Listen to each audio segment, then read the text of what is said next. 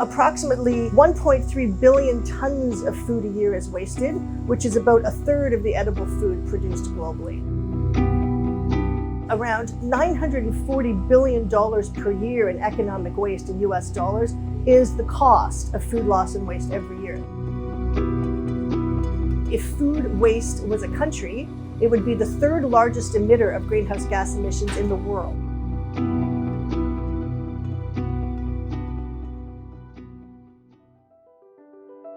So I'm Professor Heather McLeod-Kilmurray. I'm the co-director of the Centre for Environmental Law and Global Sustainability at the University of Ottawa Faculty of Law. I started examining issues of sustainable food systems with my colleague Professor Nathalie Chalifour, because food law wasn't a thing at that time in Canada. There's a lot of research about food in other faculties and departments, but not in law specifically. Food loss and waste is something that's gaining a lot of traction and gaining a lot of interest, both domestically and internationally. But one thing is that there's not a clear definition. So food loss is generally considered any food that doesn't make it to market or to the consumer, so at the production and transport and processing stage, and then food waste is at the consumer and post-consumer end of things.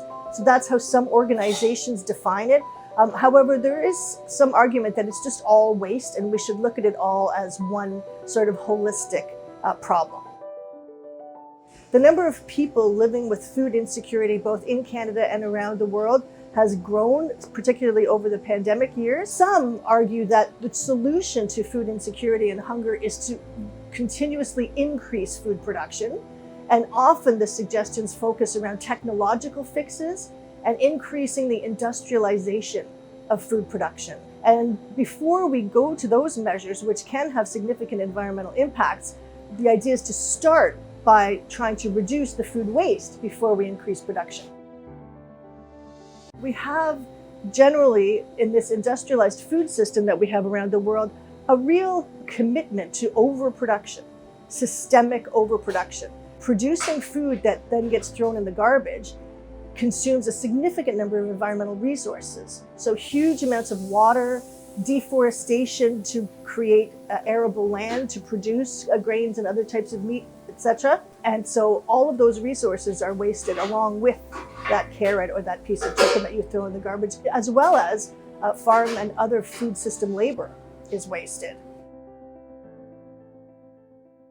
We don't have any overarching law in Canada at the federal level talking about food waste, setting targets, setting obligations to measure, etc. There just is no law. There's no policy. We do have a lot more action increasingly from the federal government in terms of providing resources for research and development for technologies to deal with food loss and waste. We have encouraging programs to try to raise awareness among consumers and things like that, but we don't have a lot of actual law and policy. We've worked with an NGO called Reimagine Agriculture, as well as with my colleague, Professor Patricia Galvão Ferreira from Dalhousie University. And over the past 2 years, we've been working with students, getting them to just try to take a lay of the land. What is going on with food loss and waste in Canada? What's going on internationally? What are some best practices? Trying to get a little bit of a database going and hoping to produce some policy briefs and even draft legislation to help move this along. I've also been just recently working with some of the food services and the sustainability office on campus at the University of Ottawa. And they're doing a lot right now on campus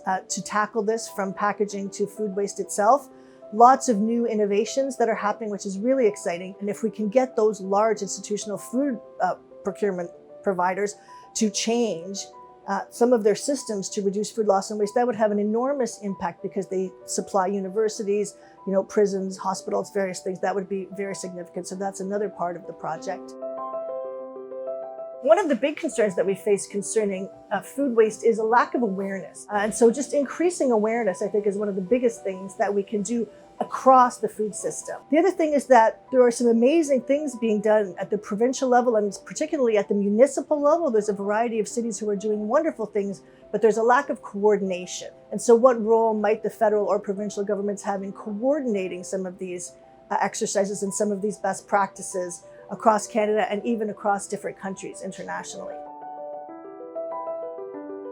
My hope is that we're going to increasingly understand food as a food system and move toward a more circular food system, a more sustainable food system, so that we can tackle the multiple harms of our current approach, the environmental harms, the food security harms, the climate harms, and turn them into positives so that we can have less food waste, less food insecurity, and less impact on climate change as a result of something that we all have to do 3 times a day.